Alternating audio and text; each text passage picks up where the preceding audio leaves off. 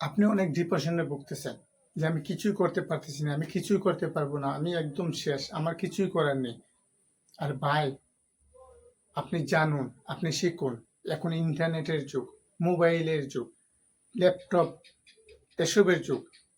আপনি গুগলে রিসার্চ করুন, আপনি বড় বড় মহিষীদের জীবন, তাদের অতীত ইতিহাস দেখুন, পড়ুন, তাহলে আপনি বুঝতে পারবেন এখনো শেষ হয়ে যায়নি, কিছুই শেষ হয়ে যায়নি। আপনার কি মনে পড়ে না?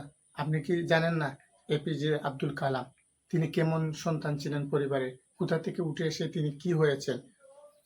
ভারতের মিসাইলের জনক হয়েছেন, একজন বিজ্ঞানী হয়েছেন, একজন প্রেসিডেন্ট হয়েছেন। আপনি কি জানেন না শাহবাউল আব্দুল করিম, যিনি স্কুলের বারান্দায় যেতে পারেননি, উনি কত কত গান রচনা করে গেছেন। উনার গান আজ উনার গানের মধ্যে কত কিছুই না আছে। উনাকে নিয়ে মানুষ পিএইচডি করে।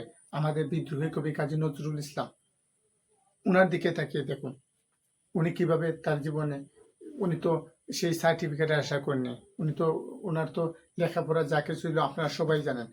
উনি কিভাবে এতগুলো কবিতা, আজকে উনাকে নিয়ে পৃথিবী জুড়ে আলোড়ন সৃষ্টি হয়, উনাকে নিয়ে পিএইচডি ডিগ্রি অর্জনের জন্য রেইস হয়। আমাদের আরেকজন ছিলেন সেই গভর্নর আতিউর রহমান, উনার জীবন কাহিনী কি আপনারা শুনেন নাই? এভাবে অসংখ্য মহিয়সীর জীবন কাহিনী আছে যারা আমাদের জন্য ইন্সপিরেশন। ওদের লেখাগুলো পড়লে, ওদের জীবন কাহিনীগুলো জানলে আমরা ইন্সপায়ার্ড হই। আপনি কেন এখনই মনে করতেছেন যে আপনি শেষ হয়ে গেছেন? শেষ হওয়ার তো কিছুই নেই। আপনার বয়স যদি 50, 60, 70 হয়ে থাকে, তাহলেও আপনার যুদ্ধ করার মতন ক্ষমতা আছে, যদি আপনি আপনার মনকে যুদ্ধের জন্য প্রস্তুত করতে পারেন।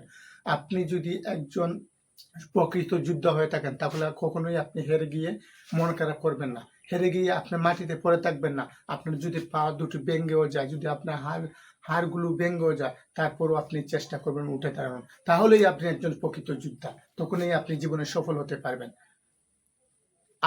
আপনি হেরে যান নাই। আপনার হেরে যদি যায় কেউ, তাহলে তার মন হেরে যায়। যদি তার মনকে সে কন্ট্রোল করতে পারে, তাহলে সে জীবনে সফল হবে এবং যুদ্ধে সে বিজয়ী হবে এবং বিজয়ের বেশেই সে ফিরে আসবে। তখনই সে ফিরে আসবে যখন তার মনকে, তার স্পৃহাকে জীবিত রাখবে এবং শক্ত রাখবে। তার স্পৃহা যদি শক্ত থাকে, তার উদ্দেশ্য যদি সঠিক থাকে, তাহলে সে সফল হবে। আমরা শুধু কামিয়াবির পিছনে দৌড়ি। আপনি নিজে একজন কাবিল মানুষ হন, তখন কামিয়াবি আপনার পিছনে ঘুরঘুর করবে।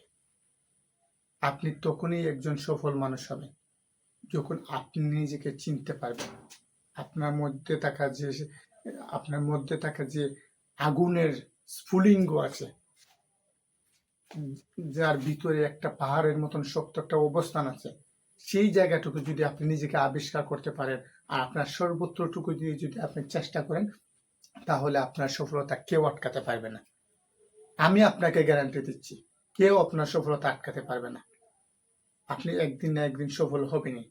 কিন্তু যদি আপনি প্রথম হেরে যাওয়াতেই যদি আপনার মন ভেঙে ফেলেন, আপনি যদি সবকিছু শেষ মনে করে যদি আপনি সবকিছু ছেড়ে দিয়ে যদি হাত পা গুটিয়ে যদি চেয়ারে বসে শুধু কাকুতি মিনতি করেন, তাহলে আপনি কখনোই একজন যোদ্ধা ছিলেন না, আপনি ছিলেন একজন কাপুরুষ।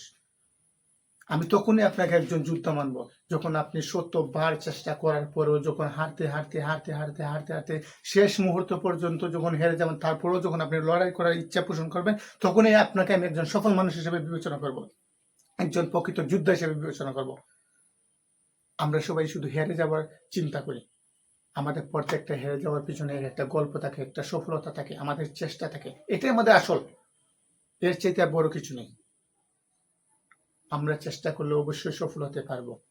আমি আবার বলি, একজন মহিয়সী বলেছিলেন, আমরা কাবিল হওয়ার জন্য যুদ্ধ না করে, কামিয়াবি হওয়ার জন্য যুদ্ধ না করে, একজন কাবিল হওয়ার জন্য যুদ্ধ করি।